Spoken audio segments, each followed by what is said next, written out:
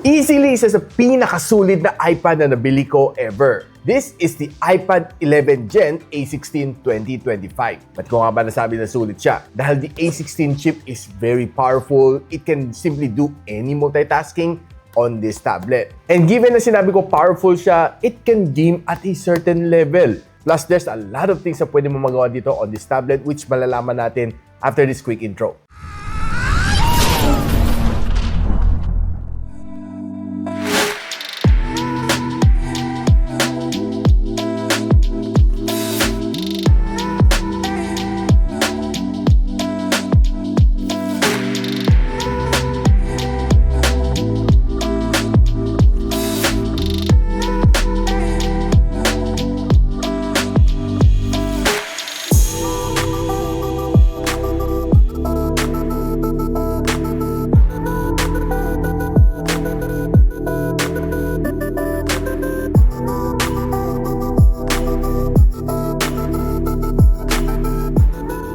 Now, itong iPad 11 Gen 2025 na may 6 gigs of RAM and 120 gigs of storage currently priced at $24,999. And nabili ko to sa Lazada during a sale sa Beyond the Box and I just simply got this for $19,999.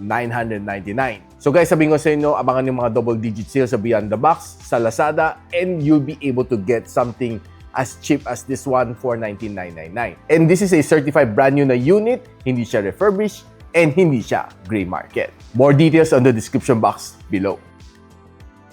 Now, pag tinignan naman itong iPad na to, it looks just like another iPad. Now, kidding aside, makita natin there's one camera module dito, the Apple logo is here, matte finish ang kanang likod, and it's unibody. And makita mo there's 3 terminals dito, pangkabit ng kanang keyboard, which hindi ko nabili. Malinis ang gawa na dito sa ibabaw, there's 2 speakers here, and nandito ang kanang power button / fingerprint scanner. Andito ang kanang volume rocker on the sides. Underneath, it sports the Type-C port and dalawang speakers. Very symmetrical naman kanyang bezel, so wala kang maging problema dito. And it looks very uniform naman. Andito nakatago ang kanyang front-facing camera and there's a microphone over here. Now, nung unang bili ko dito, this is running iOS 18.3. But right now, naka-upgrade ako to iOS 18.5. Now, one of the good things naman dito sa kanya is that this tablet comes in several colors. There's yung silver, blue, pink, and yellow. Nabili ko is the silver color kasi medyo mas neutral. Pero kayo, ano ang pipiliin niyo? Let me know in the comments. Now, this tablet is being powered by the Apple na A16 na Bionic chip, which is a 4nm chip na gawa ni Apple. And honestly, it's quite powerful. Nakakuha siya ng 1.3 million points dito sa Antutu benchmark. And ito ang kanyang breakdown score. And ito score nakuha natin sa Wildlife Extreme Stress Test, 2,430 ang kanyang loop score, and a 83% na stability. Ito naman score nakuha na dito sa Geekbench, ang kanyang CPU benchmarking, and ito naman kanyang GPU benchmarking. Tinest ko naman kanyang upload and download speed naman dito, it's quite fast, and halos pareho naman sa aking subscribe speed. Now, itong tablet na ito has a 29 Wh na battery capacity, which more or less pag kinonvert mo, it's a 8,000 mAh na battery inside. And they're still using lithium polymer, hindi pa sila nag-upgrade sa silicon carbon. And it also supports a 45 watts of fast charging support. And good news, may kasama siyang charger inside. But this is just a 20 watts na charging brick. So if you want a faster charging experience, I would suggest kuha kayo nito from Ugreen. This is a 65 watts na GAN charger na next sold from Ugreen. And it has several ports dito. Meron siyang isang A port and dalawang C port. So meaning you can charge 3 devices at the same time. For more information kung saan pwede mabili, nasa description box lang.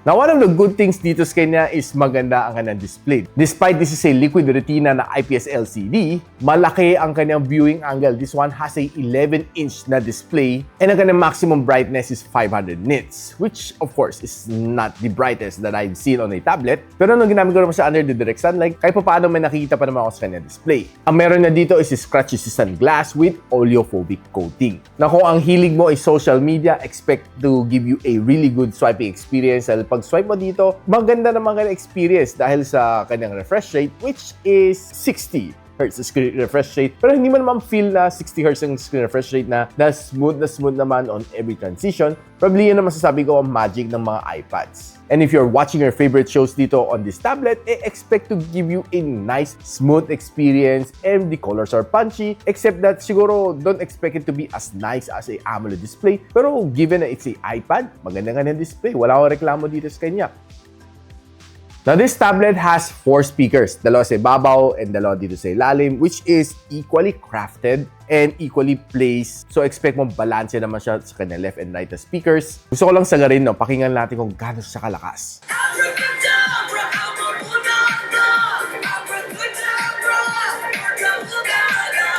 Well, honestly, masusurprise ka ng sounds. Malakas naman siya. Feeling ko may bass din siya na sumasama dito sa kanya. Yung ramdam mo yung talagang ma-feel mo yung music dito. Lalo na kung nagja-jamming ka sa Spotify.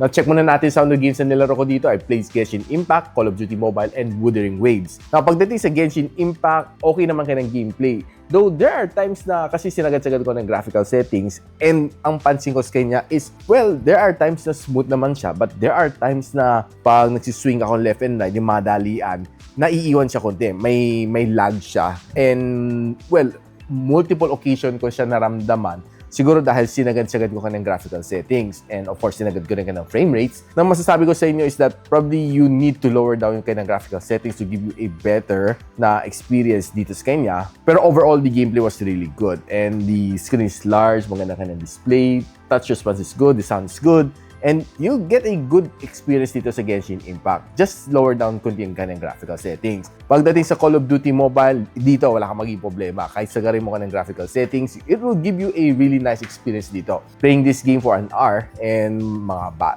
BR matches and mga rank matches, okay siya. I didn't seem to have any problem dito. Wala ako na feel na lags or frame drops. And you'll definitely get a good sound experience dito sa kanya coming from the left and the right speakers. Pagdating sa Wuthering Waves, parang Genshin Impact din siya. Sinagad-sagad ko rin naman ka ng graphical settings and doon may mafe-feel ka talagang lags dito sa kanya along the way, lalo na kung intense na yung laban, doon mo mafe-feel parang medyo nag-slow down yung character mo konti.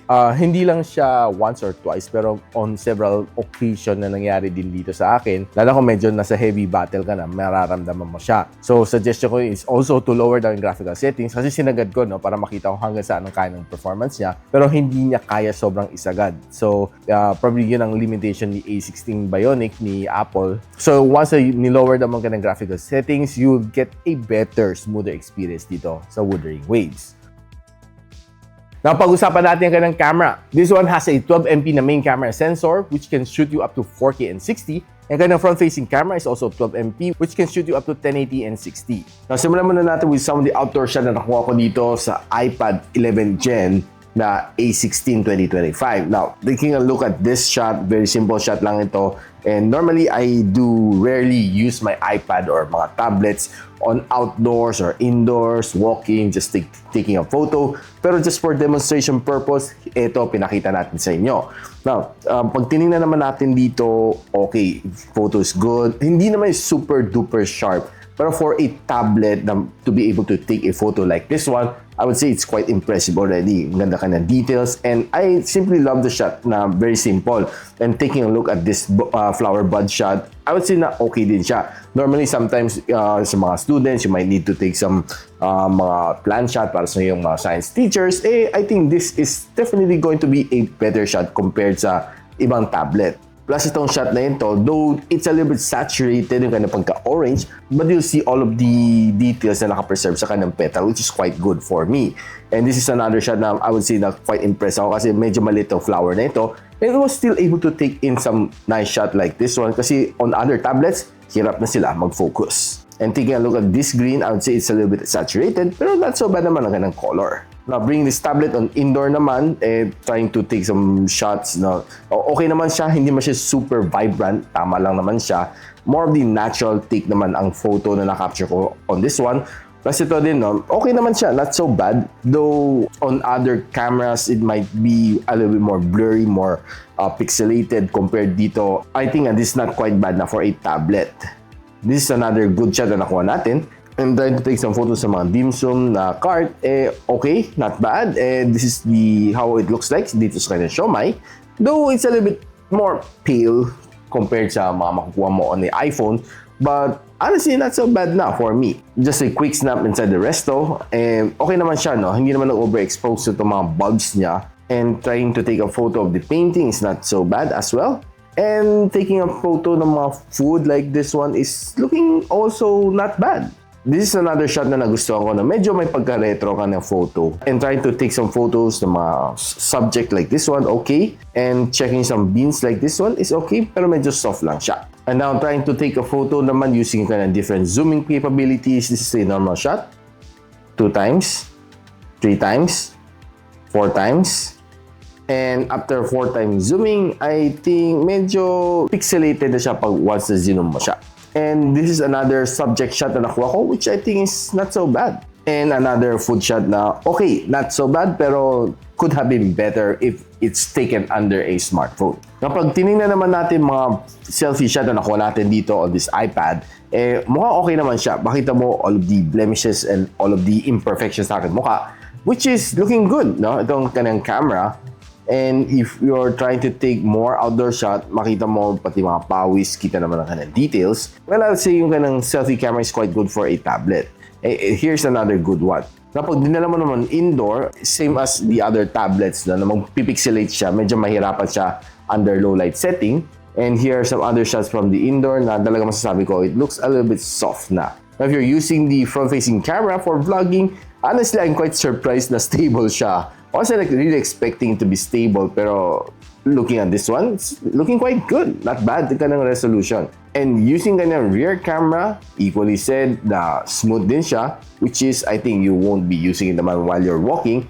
Pero nevertheless, I'll say the resolution is good. Yung kanyang stabilization is quite stable as well. Now, normally on a tablet, you'll be using it for teleconferencing, for video chatting. So, subukan natin right here kung gaano kaganda ang kanyang front-facing camera. So, hi guys! Ako si Richmond ng Gadget Sidekick. Right now, hawak natin si iPad 11 Gen A16 2025 and recording using the front-facing camera at 1080p and 60 FPS. And of course, using yung kanyang default na microphone. So, this is the quality that you'll be getting. And kamusta naman siya? Let me know in the comments kung how you feel about it. So yun guys, nakita niyo na yung performance na kaya ibigay sa inyo ng iPad na A16 11 Gen 2025. So pwede mo pang samahan ng mga cases like this one, which is going to be handy kasi pwede mo siyang gawing tripod or stand if you want. It adds protection din sa inyong tablet. And of course, you can also buy Apple Pen if you like. Overall, the experience is definitely good.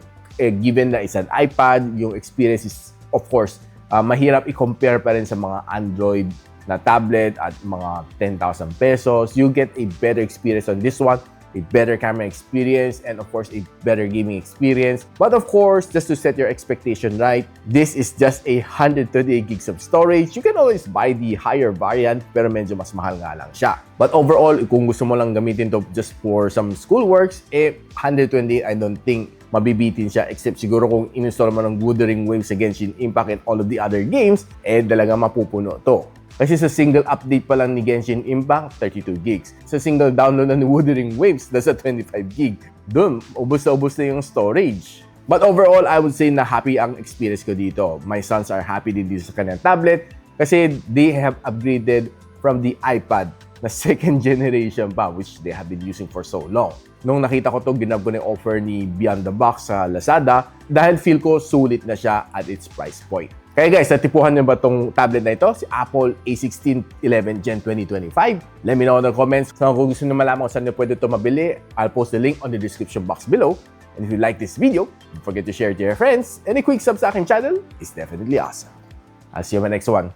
And so, ako para si Richmond and you're watching Gadget Sidekick. What's up? Like and subscribe to my channel. Don't forget to hit that notification bell.